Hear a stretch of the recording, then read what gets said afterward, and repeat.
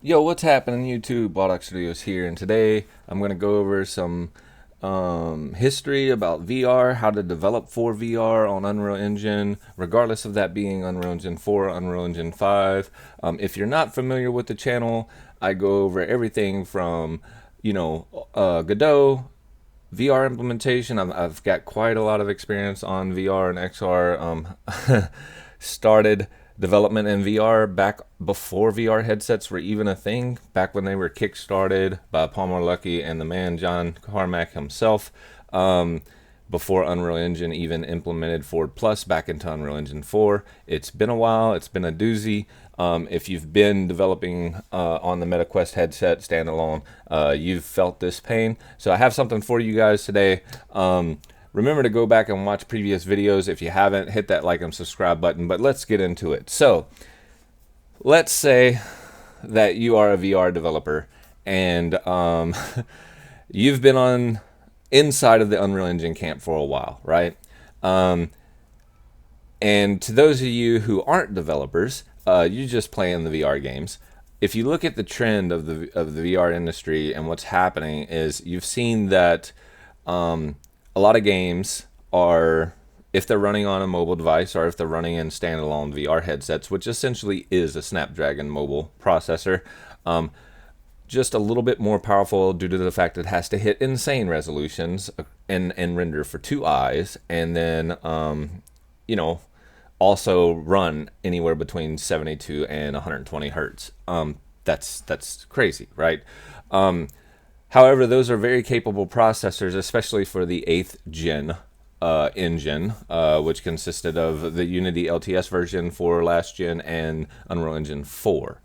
UE5 has basically brought with it a lot of growing pains and a lot of really good tooling, but I would say that tooling probably isn't tailored just yet to lower end or medium end hardware. If you haven't already, I just did a video on this where CEO Tim Sweeney responds and basically finger points at the developers and says, like, the engine's fine, it's just a developer issue. Well, anyway, in that vein, I promised that I would release a video covering what to do about development on the Meta Quest, and particularly the Quest 2. All right, it's a 6 gig unified memory architecture. It uses a tile-based GPU, and if you look at recent releases that have tried to support both the Quest 3, Quest 3S, and the Quest 2, Behemoth, the new Alien game, I think it's Servios.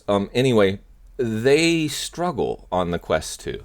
And that's not necessarily to say the same thing if you go back to, like, Unreal Engine 4 games. Like, we had Red Matter, we had Saints and Sinners, we had a lot. Like, UE4 was knocking out bangers on the Quest 2. And not only was it doing pretty well, but it was doing multiplayer experiences, the Ghostbusters, etc. Like, it was doing some pretty amazing things, even on lower end hardware.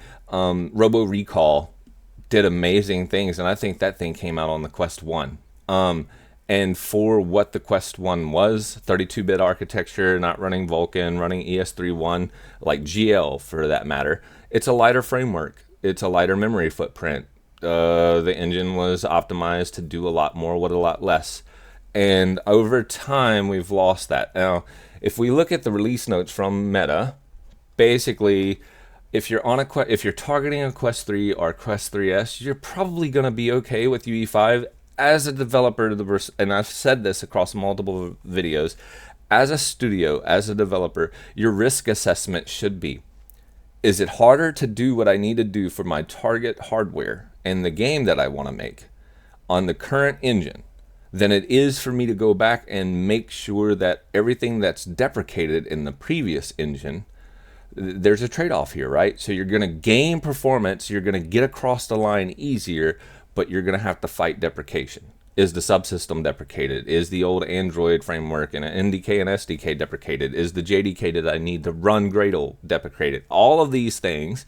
Does Meta have new hardware requirements? And we'll get into that in a second. But anyway, let's look at what they did here. Let's look at what Meta's done on the UE5 fork to make UE5 more performant. And this gets back into, like, Sweeney's comment that I mentioned in the last video about you need to work with the engine and not against it. Let's see how much working with the engine that Meta themselves is doing. So if we look at the dynamic local light utilization that's happening in UE5, those things are even on Ford Plus. You go do a shader per shader pass calculation difference. Use any pipeline tool of your choice. Use RenderDoc, use Microsoft's new release, use Unreal Engine's profiler itself, use anything to compare those shader passes, and look at your overdraw costs, etc. And you will see, just like they said here, like it's expensive. And what they've done is they've ripped it out. We went ahead and we ripped out light grid Ford shading, Ford Plus shading, which means that to them, implementing a uniform based buffer that says, you know what, we don't care about anything over 8 lights. And we want the shader to be cheaper, so we're just going to toss out Ford Plus shading altogether. We're not going to use the light grid at all. We're disabling it, right? So that's basically going back to pre-UE4. UE4 introduced Ford Plus, right? And like mobile platforms were able to utilize that. It's cheap over there. UE5 is so heavy that they're saying in order for us to reach the same optimization on these headsets, we got to throw that away and put a uniform buffer in to handle lighting. The other thing that they're recommending now is, like in UE4, they did this amazing example where they had dynamic lighting and a day-night cycle, and they were using Vulkan prepasses on UE4.26. Here, it's so heavy that they're like, you know what? You might want to go fully unlit. You might not even want to deal with lighting at all. You might want to go full unlit and bake everything completely. And guess what? Games did that in UE4. But here's the thing. If your base overhead is this expensive, like just say it's, let's put it in percentages form. If Unreal is 100% utilized on your GPU and you got to go cut 20% here, 10% there, 15% here to get to this place, what would happen if you did the same optimizations in UE4, right? Like the same thing that you're doing to customize UE5 to gain all of this overhead back, you could do those same things in UE4 to gain all of that overhead back and be even cheaper than you could with UE5. Like, but the kicker here is, what is the reason for this, right? So they eliminated the light grid and they went to emulated uniform buffers. Right? So cool. You can go enable this. Here's the thing. GPU scene isn't available. All of you that knows what GPU scene allows for, it's like auto instancing, some basically anything that needs to talk from the GPU to the CPU to exchange information about material draws. Anything that has to do with like running any type of auto anything in the engine for optimization passes. So it's like, oh, you want to use EUB, you can't use GPU scene, you can't use late latching. Late latching is something that's almost a necessity for asynchronous space warp or for reprojection.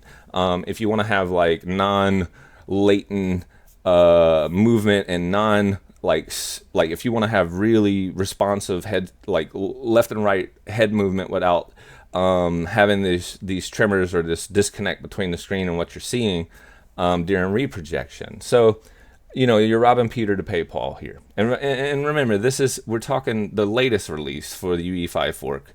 Qualcomm Adreno GPUs, they've released this thing called fast pass occlusion, right? Which is a hardware occlusion. You're already GPU bound.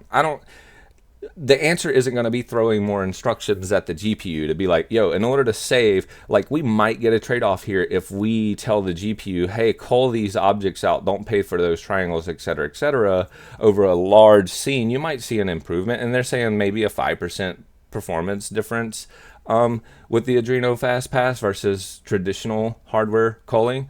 Well, the difference is going to be negligible because you've already overworked the GPU in this engine. You're already capped out, right? So going, hey, I can do this other path and you can cull these things a little bit more cheaper than you were already culling them. the difference is going to be negligible. So what did we do in Unreal Engine 4? Well, Unreal Engine 4 had software occlusion built in. It was never ripped out. It's been there for mobile. It was utilized for VR. It worked well on the Quest 2. The Quest 2, believe it or not, was never CPU bound in the sense of we told it to do too much in Unreal Engine 4. Even in UE5, I mean, we're at 70 to 80% CPU utilization, even across its multi-threaded design and asynchronous function calls. It wasn't until 5.6 where they spread that load, and we're going to talk about the difference between doing less and just spreading the load out across more cores. Both are optimization. But if you're saying, hey, I didn't make the engine cheaper, I just spread it out. It's like a kid that won't eat their food, right? They spread it out among their plate, and it makes it look like it's less to chew on. That's essentially what Epic did. They said, hey, we're not going to reduce the cost of what's going on here. And I'm saying that lightly. They probably did reduce. I actually have a few edge cases where I know that they did reduce the cost of certain things, chaos included.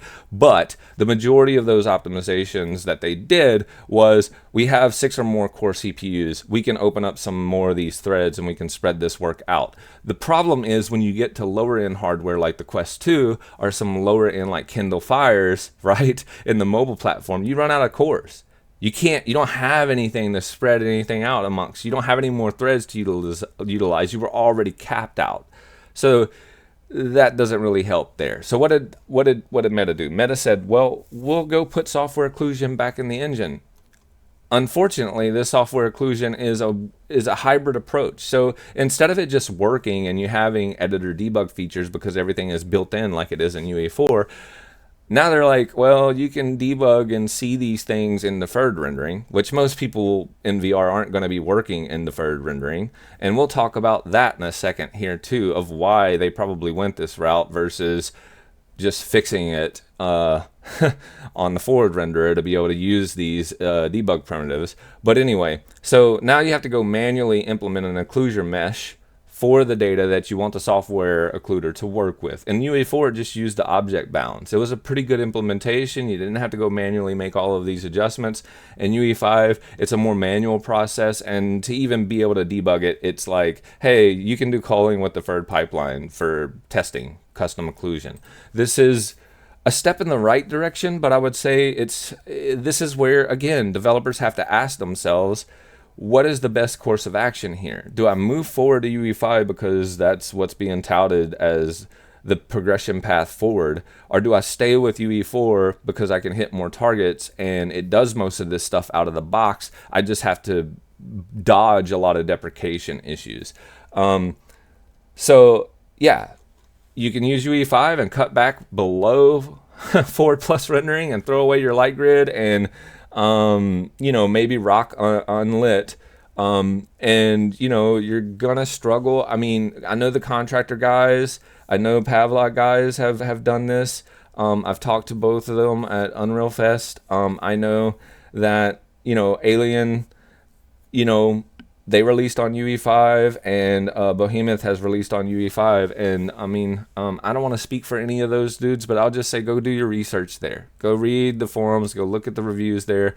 If you are a dev, reach out to those devs and ask them what did they have to do to overcome this. Now, on to the branch. If you were in the UE4 camp, you've been building out on the metafork. And the metafork, like, why do we need to do the metafork? Well, if we go back far enough, you'll notice that the launcher edition of UE4 came with a version of the OVR plugin. It was a 1.4.5, right? OpenXR has always been 1.0. This has had some modifications in the meta branch. We'll talk about that in a shortly. But the launcher edition of UE4.27 does not come with this OVR version. Plain and simple. The integration version is different. What this means is that if you were trying to build out on the launcher version, the binary version with the OVR plugin or the Oculus VR plugin, you would be met with this VR API library not supported. You could not publish to the store, right? So I basically created this fork of the meta branch to help developers who were running one into that issue, which is version 1.9 could no longer publish to the store. And then 2, they were running into what's called scoped storage legacy issues with the fact that Meta basically said, hey, and this is the 2D changes they did, but basically every change that they had done, I had put on this to keep up with it. what NDK to use, what SDK to use as things moved. But we ran into this issue where target 32 was now required to push to the store. And in order to package in UE4.27 Meta branch with target 32, you had to build with the SDK API level 29 or 30. That was it. That's the only option you had. And in order to do this, you ran into all these storage change issues. Unreal Engine itself was not meant to deal with anything higher than 29. In the code itself, it was basically handling security policies, claim building, JDK implementation around this legacy method of dealing with scope storage. So that meant things like game saves wouldn't work. Your launch on device, basically the iteration of working with this engine on this fork meant that you had to hold your tongue just right. You had to know the right combinations to get things done, and you even had to make source changes to the engine to deal with broken game state saves or side loading, and not getting what the industry has now coined the horrendous 3-dot problem. And in order to solve this 3-dot problem, what did most devs do? They moved to UE5. That's the realness of it. That's the truth of it. So what did I do?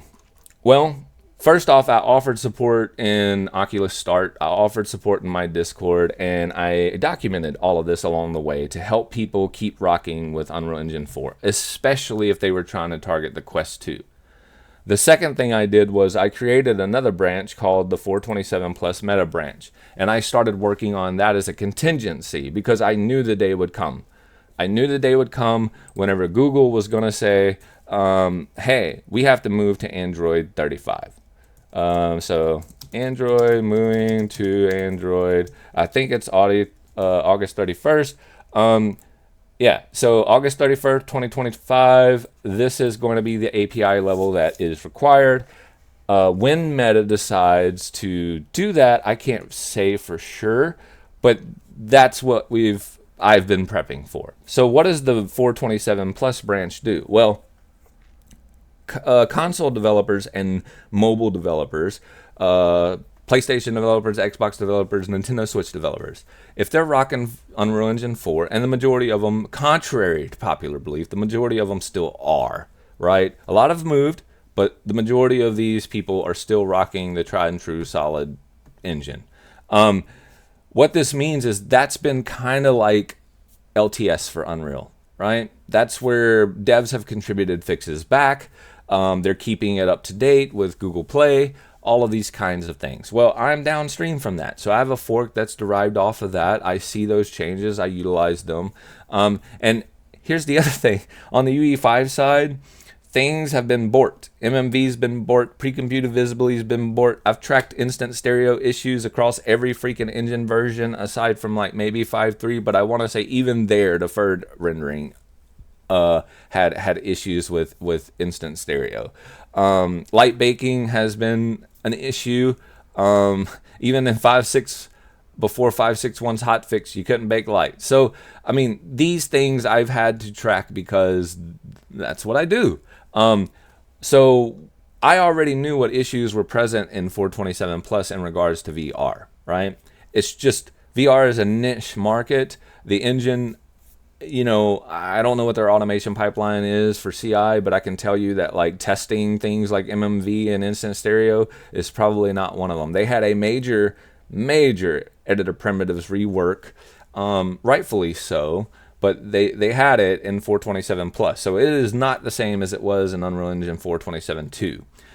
What that meant is if you go into their 427 branch off of Epic's website, you'll see that editor primitives are broken in the Vulkan preview.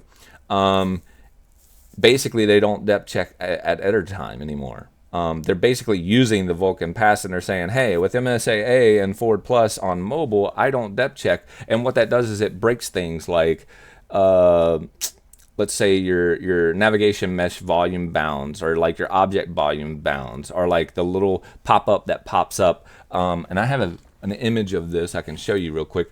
But the basically your editor primitives that you're seeing when you're working, and a lot of people may not know what that means or what editor primitives are, but I'll just bring this over here. This box and this box out here. If you had MSA enabled and you were in Vulkan preview mode, these guys would be non-depth checking, so they were just overlapping everything, looked flat in screen space.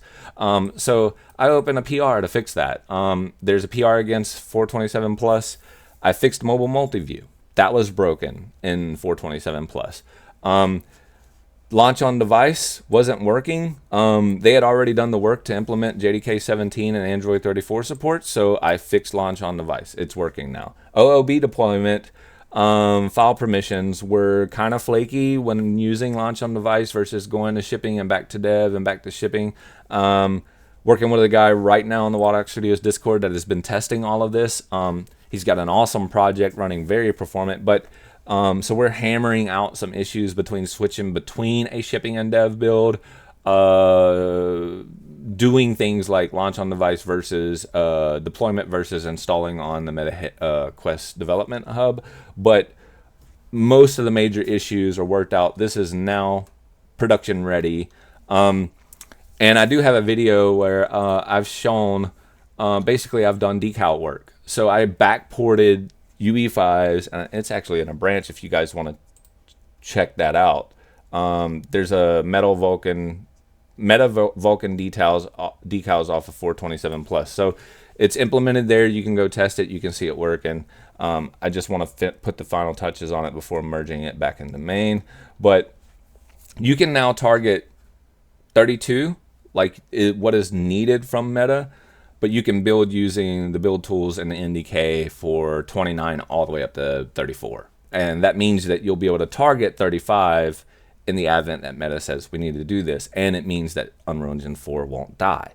So you get built-in pre-computed visibility. You get built-in software occlusion culling that works off of the object bounds. It just works. You get a cheaper form of particle effects like Cascade. I don't know if people know about that, versus Niagara. Niagara is in 427, so you still have the option of using that.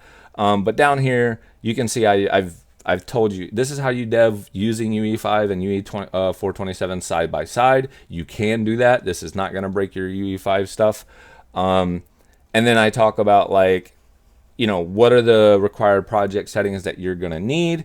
What is your successful deployment log going to look like? And I go over, like, why is this branch needed? Why did I go through the effort of doing this? And then I explain some of this history that I've outlined here. So yeah, you know, I hope that you guys enjoy this. It is, you know, UE4 development on the Meta Quest 2 is still alive and well. There are millions of headsets out there that people are still trying to target. Red Matter 2 is probably one of the most beautiful looking games made on a standalone HMD. And you know, if you're still trying to look to make games that are, you know, not small in scope, unlit, you know, little bitty rooms, but something more where you're traversing the world. I mean, what's another one that Survival Nation comes to mind. If you're a VR player and you haven't played it, and you want a cool co-op experience that's kind of in this zombie apocalypse, like, hey, you know, you're at this camp, you pick up some stuff, like, I'm gonna plug that game. It's an excellent experience. But you need the CPU and GPU overhead to be able to make experiences like that. You can't. I don't think that game would have been able to been done. Now that I'm thinking about, like, everything that's utilized in it with, I mean, maybe it could have been done with a full unlit path, but it would have completely changed the dynamics and the art direction of the game. You know, Saints and Sinners, like, if the stipulations that they've put on UE5 right now for that thing to run performant on the current hardware, which is the 3 and the 3S, if they put those same stipulations and restraints on, you know, the market back when Saints and Sinners came out, one could argue that that game may not have even made it to the standalone devices. So, you know, this is going back to this, like, yes, it is the dev's responsibility to optimize these games and get them across the line. It is. But if you're asking people to smelt their own freaking screwdriver after they've bought a sheet of metal, and they, you know, when they went in, they were like, I want to buy a screwdriver. And they're like, hey, here's a sheet of metal. You can make that into anything you want it to be. That feels like the answer that's being given to people. But I've been in this space a really long time. And if someone tells me that it's my fault that games are running the way they are, or the CEO of the engine that I love is basically pointing the finger right back at us, at some point, it's going to be the dev's responsibility to choose what workflow and what framework they're going to use. Right? So either, man up and be like, yo, this is a shared thing. There are issues and devs are doing things. I mean, I don't want to go pull out these PRs, but I mean, I have them. Like, here they are. Like, you go to this thing, I've fixed mobile multi-view shadow transform mismatch and mobile preview in the editor. This is me. I'm doing what I'm supposed to be doing as a dev to try to work around these things. And by the way, it's still open. It's still open. If we go to, there's 1.7 thousand pull requests being tracked and still open against this engine. So, like, all the people that are doing this and contributing, I want to say thank you. Thank you for doing what you're supposed to be doing. But at some point in time, everybody who has some responsibility, shared responsibility here, you need to man up. You need to accept it. I love this engine. I love the growth of it. I love all of the people that are basically coming in that aren't in games, that are in short films. I met a lot of them at Unreal Fest, and you guys know who you are. And I'm so proud to be a part of an industry that is growing in that way. But whenever game devs are suffering and they feel neglected and they're having to do things like this, even though it is their job, that I will admit that is their job, but whenever someone says it's easier for me to stay put and do what I'm doing elsewhere, or choose another engine, or rebuild what's come out of the box, that's called working against the engine. You can't use that phrase to be like, just work with the engine instead of against it. That's so far from the truth, it's ridiculous. You have to work against the engine to hit the target you want to hit. Or you got to go back to the previous engine. And go ask the big three. Ask Rocksteady what they did when they went to UE4. And then they were like, yeah, this ain't working. They went right on back to UE3. This is nothing more than history repeating itself. So anyway, you guys hit that like and subscribe button. Reach out to me on the Wild Ox Studios Discord. Let me know how this is going. If you're using the branch, I got a video. Let me see if I can pull this thing up for you guys real quick before I bounce. But fella sent this over and was like, yo, I got this up and running. It looks like it's running pretty well. They were having a little bit of an issue because they had a text label, by the way. If you're using text labels, tick the box that says use parent bounds, because it can sometimes create issues with occlusion culling, software occlusion culling. If that text bounds is too large, it can cause the main item to flicker. But we'll load this up real quick. I'm going to mute this. Let's see. I said I was going to mute this. There we go. But we'll take a look at this. This is his project. He's testing out basically foliage with water. There's a lot going on in this project. And I don't know if this is technically a Quest 2 or Quest 3, but this individual has been working across both engine versions for quite some time. And again, physics versus chaos, man. That physics thread is freaking heavy on these low-end CPUs. And it's like, okay, do I stick with it or do I rip it out in favor of Havoc, which, by the way, is far easier than porting physics back over to UE5. So again, yeah, you're right. These are decisions that developers have to make, but there's nothing in stock UE5 that I can go utilize from the C++ API that says, use this instead. And there was a large portion of time where options for the Quest 2 just were not available. There was no, as a developer, without fixing core issues, either with PSO, light baking, pre-computed visibility, CPU light mask, GPU light mask, somewhere along the way, it's just been one thing after the other. And that's just the truth of it. So appreciate the feedback, appreciate sharing these kind of things. There's a ton of developers over in the Wild Ox Studios Discord. Look in the description for the link. Remember to hit that like and subscribe bell. And until next time, guys, happy developing and toodles.